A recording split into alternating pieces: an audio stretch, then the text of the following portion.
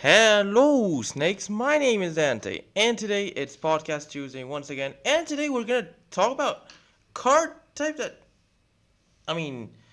got abandoned. I mean, similar to Plane Chase and Arch Enemy, we had a different form of play, which was with vanguards, and that was basically, you know, playing Magic with as different characters. Like, in addition to your commanders or however you play it, you'd have this Vanguard, which would be the character you're using. It would have some life point boosts, um, maximum hand size boosts, or debuffs, depending on which character you pick, and it would have a special ability. So there were a few of them. Some of them were online exclusive, some of them system paper, and there's also the a playtest which was introduced a few years back. So I mean, they haven't re-scrapped it. Considering they have made a playtest like fairly recently, we could be seeing a return of Vanguard. Considering last year we got the return of Archenry for Duskmorn, and a few years back, we got the revival of Plane Chase. I mean, for Martyr Machine and Doctor Who. So, sadly, we did not get an Explorers of Ixalan revival for Lost Caverns of Ixalan, but maybe in the future we might be getting a Vanguard revival. So let's go in to our number 10, and it is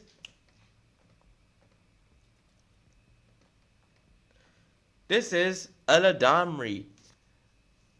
You have one less card in your starting hand and maximum hand size, but you get the 15 life boost. What's his ability? You can literally redirect damage that's dealt to your creatures to you. So damage spells, wouldn't really work on your creatures because you can literally just redirect it to yourself. And the best part about it is that you can do it partially. You can if a creature has 3 toughness, for example, and is getting killed by a lightning bolt, redirect 1 damage to yourself, and boom, the creature survives. Even better, 4 damage to a 2/2 creature. Redirect 3 damage to yourself, and that's it. The creature still lives. So, yeah, any damage. The issue is cannot redirect damage from the planeswalkers, because when Vanguard came out, there was no such thing as planeswalker cards.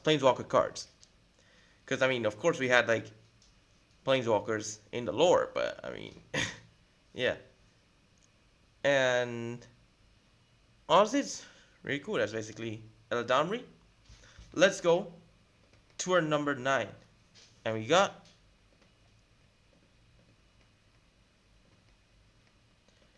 this is Crovat. It has a starting bonus of 2 cards in your starting hand and maximum hand size, but you don't gain any life boost. To compensate for that, anytime one of your creatures deal damage to a creature or player, you gain a life. Maybe this got routed to include planeswalkers as well, because when this came out there were no planeswalker cards, but or battles. But Crovats literally just heals your life. You just and 2 extra cards, so you're starting with 9 cards in hand instead of 7. So you get extra cards, and your creatures can just be gaining, say, life, like in addition to whatever life link you have, for example. So, yeah, that's basically the number 9. Extra cards, and quite a bit of life. And there's no downside with Crovats, unlike most other Vanguards. It's better to have Crovats than to not have a character card at all, of course, because it gains 2 extra cards and life for creatures dealing damage. Well, let's go in to our number 8, a new one, and it is this is Rao's Vanguard. Not only is it a vanguard, but it also takes place of companion. So if vanguards come back, we may need requirements to equip a specific vanguard, because this requirement is that you'd only have instants, sorceries, and lands. So you can't have non-land permanents in your deck. Starts with 1 extra card in hand, but 5 less life. If an instant or sorcery you cast would cause you to draw 1 or more cards, draw an additional card. And if an instant or sorcery you cast would deal damage to a permanent player, deals an additional 1 damage. So, what you do? You can... Lightning Bolt could, for example, deal 4 damage. And opt to draw you 2 cards. So, the extra damage may not seem like much, but being able to draw extra cards and hold extra cards, start with extra cards, etc., is quite the powerful one. I mean, starting with 5 less life and not being able to use non-creature permanents wouldn't be really much of a disadvantage, considering you can literally kill your opponent with burn spells, with Royale's Vanguard as your commander. I mean, not Vanguard, no, as your Vanguard, not commander, my bad. I mean, if you're playing commander as well, I mean, you could pick out a commander and just, use Royale's Vanguard. But I don't know if we're gonna get Vanguards back. I mean, if you're playing Vanguard commander, I don't see why not use Royale's Vanguard. But it's technically just a playtest. It's not even a real card. So, yeah. But it's always nice to have a playtest once in a while. I mean, my latest mini podcasts have featured various playtests, and it seems you guys like it. So, why not? Why not include a playtest? Let's go to our number 7. And we got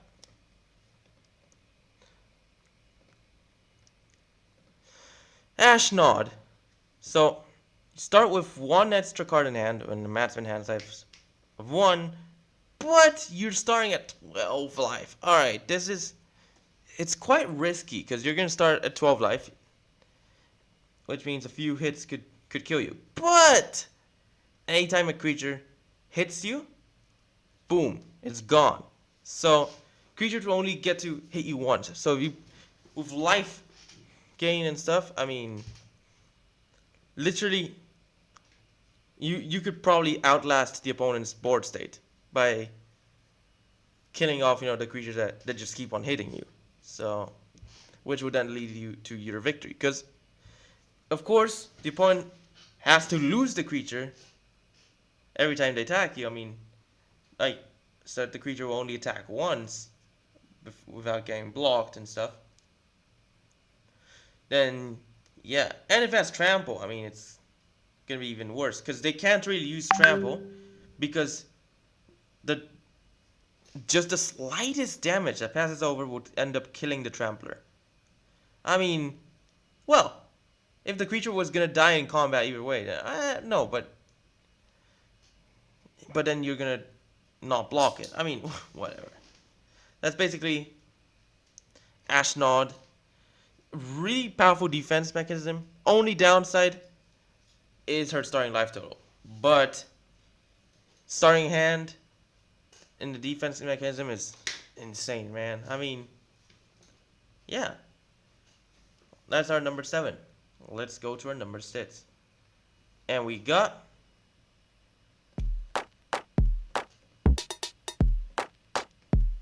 Stark.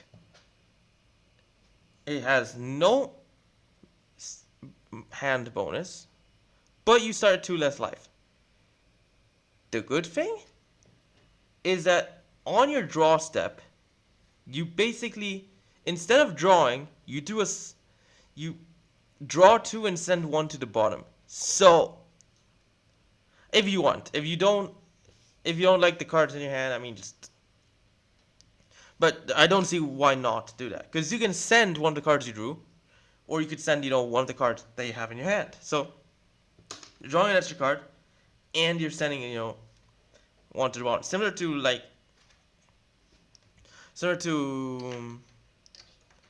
the Sylvan Library, which lets you draw and rearrange extra cards, but you can pay life to add them to your hand if you want to. But, well, or Mary's Guile, which lets you rearrange the top 3 cards of your deck before drawing on your upkeep. So, yeah.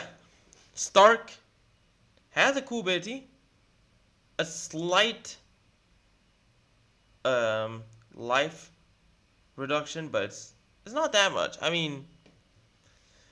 mean, vanguards and playing Magic with Vanguard reminds me of Anadria, where you basically have to pick out a base, and different bases have different life totals and effects and stuff. But, well, I mean, it's all being based on something. So, I mean, that's basically Stark.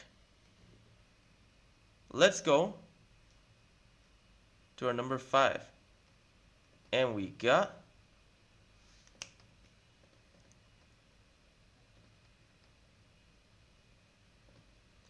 Mishra. So, Mishra has a slight life reduction of -3 life. So you're starting at 17. But technically, if you have Mishra, if you chose Mishra as your character, your opponent's at 10 life. Because, I mean, you don't have any hand size effect or anything, but all creatures you control will deal double damage. So, any creatures at 2/2 will be hitting for 4 damage. And it's not just the players. Everything it hits is doubled. So, it's literally... So, technically it doubles the power and everything of all your creatures. And yeah, it's just... Man. Mishra's freaking insane. I mean, Urza also has his own character card, but it's not as good as Mishra's. So, yeah, that's saying something, because, I mean, yeah, that's basically our number 5. Let's go to our number 4, and we got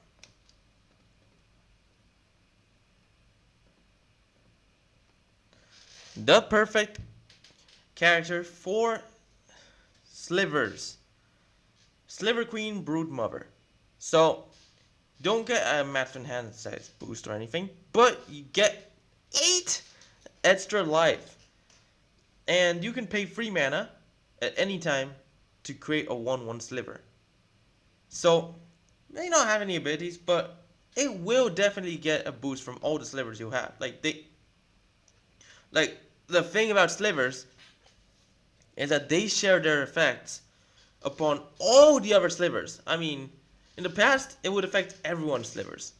And now it just affects your own Slivers. So, but if you're playing Vanguard Commander or anything, and you're playing a Sliver tribal deck, I mean, Sliver Queen is literally the Vanguard you use. Because it lets you start at 8 extra life. And lets you create Slivers at will. For 3 mana, I mean, an activated ability this cheap, you don't usually really find. And plus, it's on a Vanguard that you can't even destroy. I mean, it's almost like an emblem. So, yeah. That's basically our number 4, Sliver Queen. Let's go to our number 3. There it is.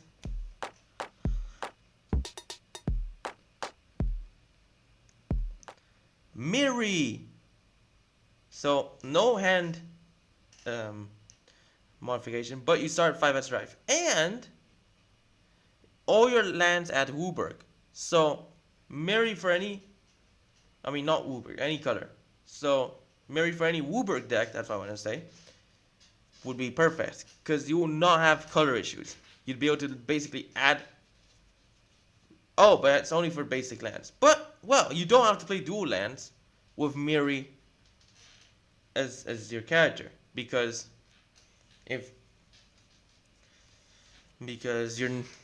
all the lands would add any color.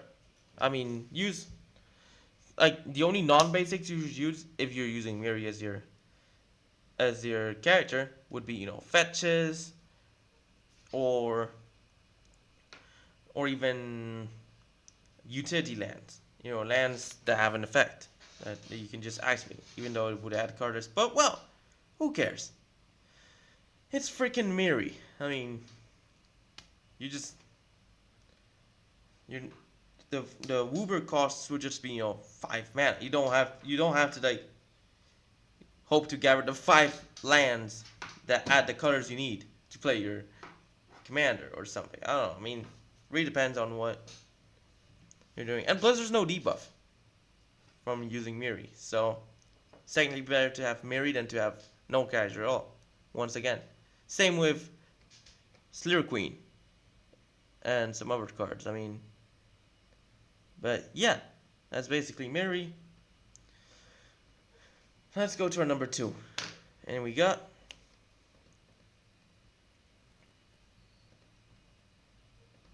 Orym. So Orym has that life advantage of 12. Man, you don't get any debuff from Orym, by the way. So you get 12 extra life, and your creatures have reach. So yeah, you just so you can just take extra damage. I mean, there's the defense mechanism is probably even better than that of Ashnod, because instead of killing the creature that hits you, your creatures can basically block creatures flying, so you won't have issue with blocking your opponent's creatures, because flying won't fly over. Only like Shadow, Unblockable, and Horsemanship would be quite the impact. But also has the starting life boost makes it harder for you to go, because Ashnod, well, has the -8 life. So in a normal game would be 12, and Commander would be 32. But Orym, if you're playing a normal game, not a Commander, it's gonna be a 32 life, and for Commander would be 52. So yeah, that's basically Orym. Gives your creatures reach and a heavy life advantage. So yeah, but that's not the best one. The best one is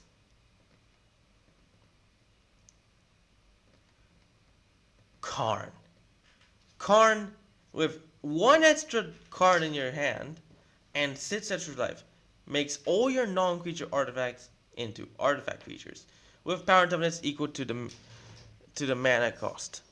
But this is a double-edged sword, So not only does it allow you to weaponize your artifacts, so you could hit down on the opponent with them, it will also make them easier targets, because now the opponent can use removals and kill spells to kill the artifacts, since as if they were creatures.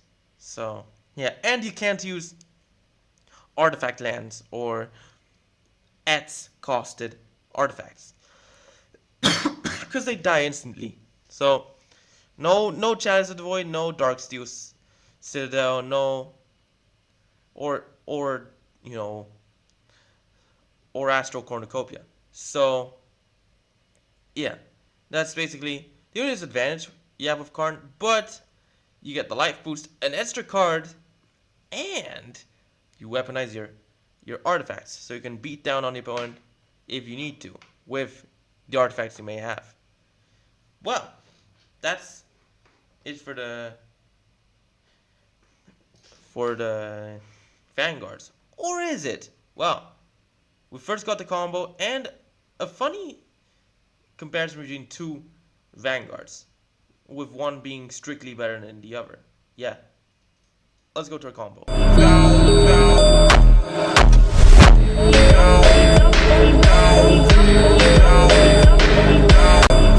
This combo allows you to create infinite beasts. So it enchant Herd Baloth with Light of Promise.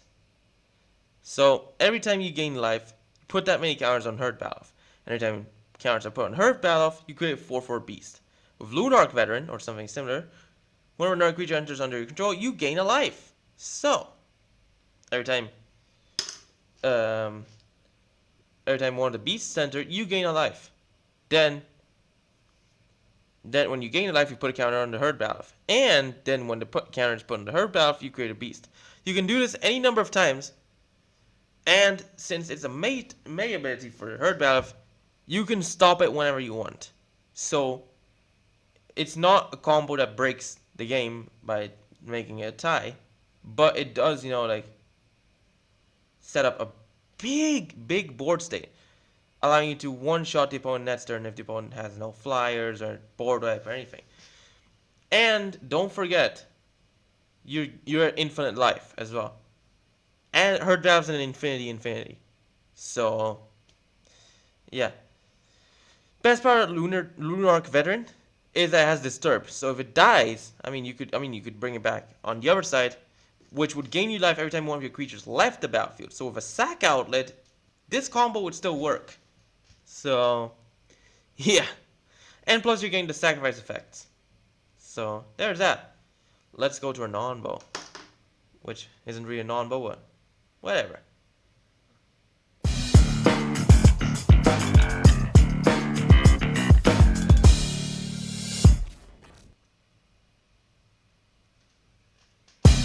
So, these are two different character cards. One is Selenia, and the other one is Oracle. Selenia, having an extra card in the starting hand and massive hand size, and 7 more life, giving your creatures vigilance. But Oracle has a strictly better effect. Not only does it have 2 extra life than Selenia, it lets you untap any attacking creature you control and remove it from combat. So this would include this would include in the end of combat. So after the creatures deal damage, you can just choose to untap them and remove them from combat. So it's basically free vigilance. So Selenia makes it so the creatures, they just don't tap by default. But Oracle makes it better by not only allowing you to untap the creatures at the end of combat, but take them out of combat if something happens. Like if the opponent's playing a pump spell or something, so you just withdraw Oracle would land in the top 10 spot. But I wanted to include this for the non-bow as, like a strictly better character than the other one. So yeah, it's crazy, man. Back then the rules must have been different, but nowadays, that's literally how it works. Similar with Reconnaissance, that's a 1 mana enchantment that does the thing that Oracle does. So, yeah, congratulations, you've reached the end of the podcast. So why don't you like and subscribe, follow my Twitch channel, share friends, stay tuned to this videos, streams, and podcasts. Podcasts will be live every Tuesday, 4:30 GMT. Yep, next one will be live. And watch my other videos too. Check out my TikTok channel and my Pixel Point channel and other stuff. And use code Dante the Snake in the item shop or the Epic Games store. In the Fortnite item shop. Or just anything related to Epic Games, as it will help support the channel. But other than that, thanks for watching. Hope you enjoyed it, and bye.